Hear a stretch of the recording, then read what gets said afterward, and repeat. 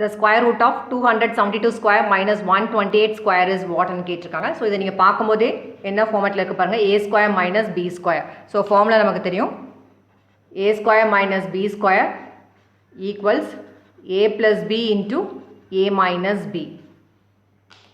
So இங்கே ஏன்றது வந்து 272, b வந்து பார்த்தீங்கன்னா which is 128. ஸோ இதுவே தான் நீங்கள் ஃபார்முலாவில் சப்ஸ்டியூட் பண்ணிங்கன்னா 272 plus 128 into 272 minus 128.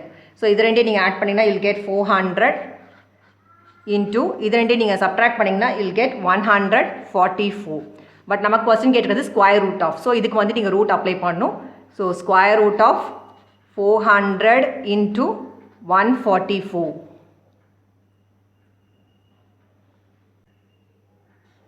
Root of A into B நீங்கள் பார்த்தீங்கன்னா இது எப்படி ஸ்ப்ளிட் பண்ணனா root A into root B பண்ணலாம். ஸோ அதே மாதிரி தான் நமக்கும் வந்து அப்ளை பண்ண போகிறோம். ஸோ இதையும் இந்த மாதிரி தான் ஸ்ப்ளிட் பண்ண போகிறோம். ஸோ ரூட் அண்டரில் 400 இன்ட்டு ரூட் அண்டரில் பார்த்தீங்கன்னா 144.